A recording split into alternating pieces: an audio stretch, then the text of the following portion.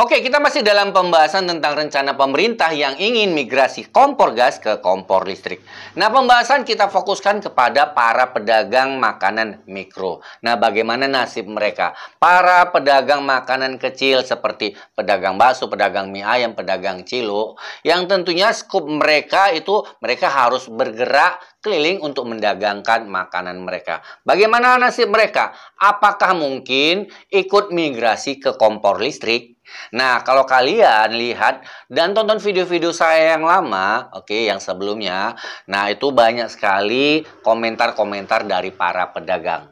Nah, kalau komentar mereka terdengar lucu seperti ini sebenarnya mereka bukan sedang bergurau, tapi ini adalah bentuk keresahan hati mereka. Apa mungkin mereka harus membawa kabel bermeter, puluhan meter, ratusan meter agar kompor listrik ini bisa dicolokkan atau dihidupkan? Jawabannya ya nggak mungkin ya, karena kalau lebih dari 10 meter saja kabel listrik ini kan bisa berbahaya ya. Bisa terinjak, kemudian bisa terluka, bocor. Yang pastinya memang nggak aman, oke? Nah, kemudian ada juga nih yang berkomentar, apa ya? Harus bawa generator set atau genset. Nah, kalau seperti ini, ya sebelum kita bicara bisa atau tidak, harga genset itu kan nggak murah, oke? Nah, harga genset yang bisa digunakan dan dipakai untuk kompor listrik itu cukup mahal ya. Hampir 2 juta karena kekuatannya harus 1500 watt minimal, oke?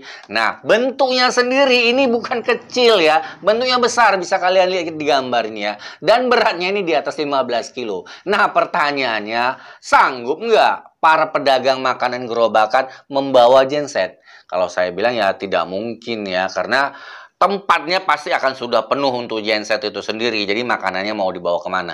Apalagi kalau para pedagang keliling yang menggunakan sepeda dengan gerobakan yang di samping kanan kiri, itu ya makin nggak mungkin. Oke?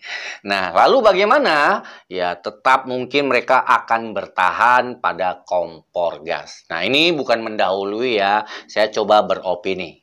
Nah, muncul pertanyaan, loh Om, kan bukannya gas itu bakal dihapus? Nah, jadi sedikit meluruskan bahwa yang dihapus adalah subsidinya. Nah, jadi kalau selama ini para pedagang menggunakan gas 3 kg yang harga subsidinya sekitar 5 ribuan, kalau subsidi tersebut dihapus maka harga gas itu sekitar 15-an ribu.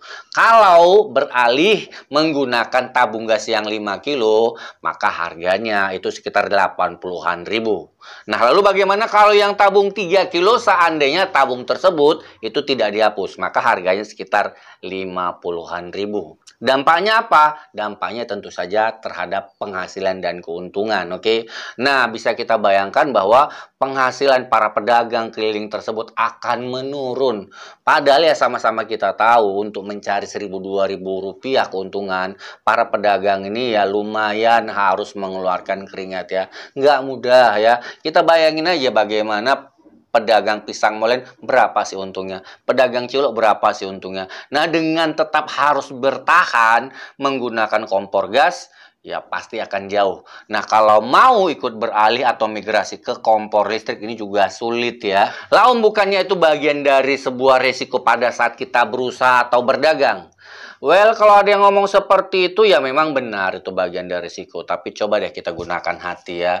Ya, dengan posisi seperti ini zaman yang kian susah, kalau kita berkata seperti itu akan makin melukai hati para pedagang ya. Saya bisa berkata seperti itu ya karena keluarga saya juga banyak sekali pedagang keliling.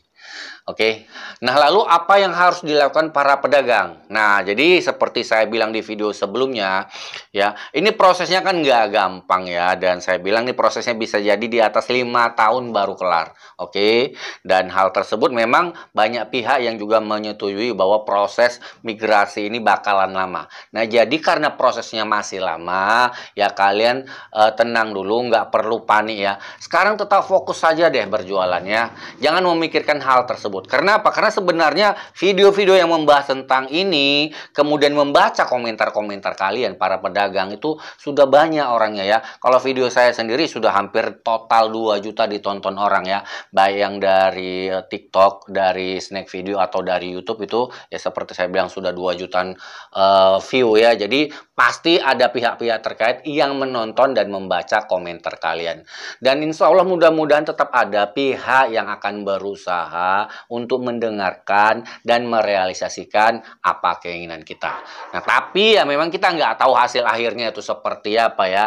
Dan kalau memang nih ya, terpaksa dan memang harus kita ikut wajib migrasi, ya apa boleh buat, oke? Nah, mudah-mudahan apapun persoalan yang saat ini kita pikirkan dan kita rasakan sudah ada solusinya dalam waktu dekat. Nah, bagi kalian yang memang tahu nih solusinya atau ingin berdiskusi, silahkan ketikkan apa yang kalian pikirkan, apa perasaan kalian, dan apa solusi yang kalian punya untuk menghadapi masalah ini. Ketikkan di kolom komentar ya. Ingat, video ini tujuannya adalah untuk berdiskusi. Nah, mudah-mudahan video ini bisa bermanfaat. Kita jumpa lagi di video berikutnya.